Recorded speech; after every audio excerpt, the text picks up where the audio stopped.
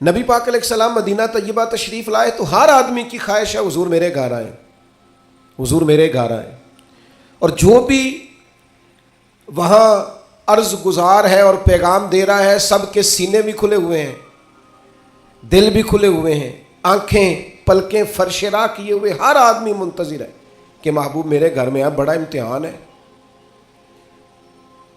کس طرح کر کے سب کی چاہتوں کا جواب دیا جائے تو یہ ذرا دیکھیے اس امی لاقبی محبوب کی حکمت اور دانائی۔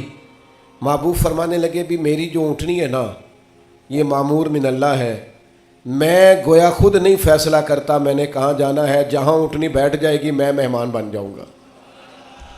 انداز دیکھیے، نبی پاک علیہ الصلوۃ والسلام نے نا اونٹنی کی لگامیں اس کی گردن پر ڈال دیں، اب وہ اونٹنی چلتی جا رہی ہے، تھوڑی آگے جا کے ایک جگہ پہ وہ بیٹھ گئی، لیکن اس کے بیٹھتے ہی حضور اترے نہیں، محبوب بیٹھے رہے۔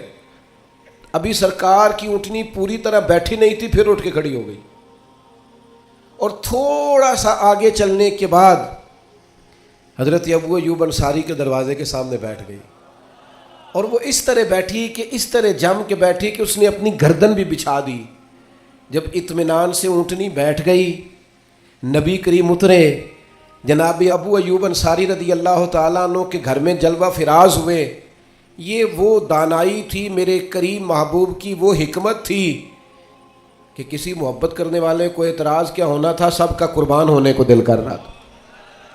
ہمارے ہاں تو 4 بچے ہوتے ہیں اور ہم کسی ایسی دانائی کا مظاہرہ نہیں کرتے کہ ان کے اندر برابری کر سکیں، ہم اس سمجھ بوجھ کا لحاظ ہی نہیں کرتے۔ ہمارے ایک استاد تھے تو وہ اکثر کہا کرتے تھے، جن کو پڑھانے کی ڈیوٹی لگاتے ان سے کہا کرتے تھے کسی طالب علم سے چڑھنا جانا، اسکول کے کالج کے مدرسے کے کسی بچے سے چڑھنا جانا، تم اگر کسی سے چڑھ گئے تو اس کا مستقبل خراب ہو جائے گا۔ نبی پاک علیہ الصلوۃ والسلام امی ہیں، لیکن یہ میرے محبوب کی نبوت کی اعلیٰ دلیل ہے کہ اللہ تعالیٰ نے محبوب کو حکمت، تدبر، دانائی، فتح مکہ کا موقع تھا، عجیب حالات درپیش ہوئے۔ اسلام کا جھنڈا حضرت سعد ابن عبادہ رضی اللہ تعالیٰ عنہ کے پاس تھا، بڑے عظیم صحابی۔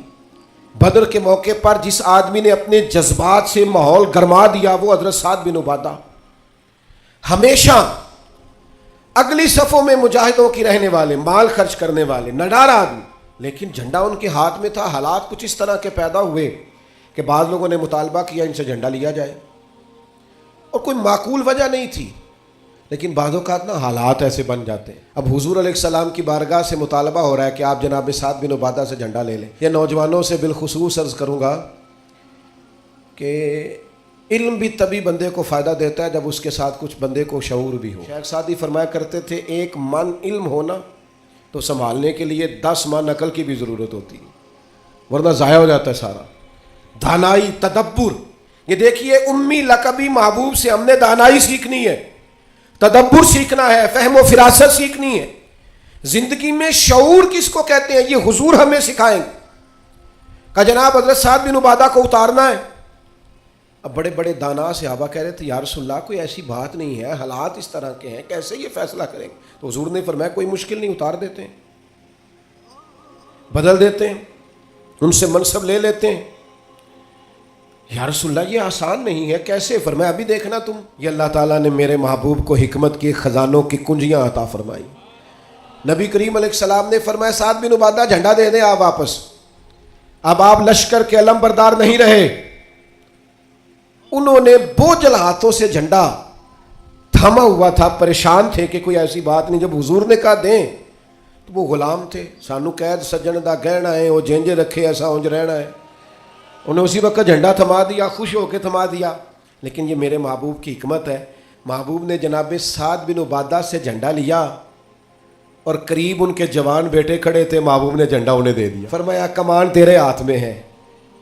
باپ کا قد اس وقت 10 فٹ زمین سے اونچا ہو جاتا ہے جب اس کا بیٹا اس کی جگہ پہ بیٹھ جاتا ہے، وہ کہتا ہے میری فکر گئی، میں اب بے فکر ہوں۔ جب انہی کے بیٹے کو وہ منصب ملا تو اب حضرت سعد بن عبادہ کے چہرے کی کیفیت یہ تھی کہ وہ گویا اپنی آنکھوں اور اپنے چہرے سے بتا رہے تھے میں تو خود جھنڈا پکڑ کے اتنا راضی نہیں تھا جتنا اپنے بیٹے کے ہاتھ میں دیکھ کے راضی ہوں۔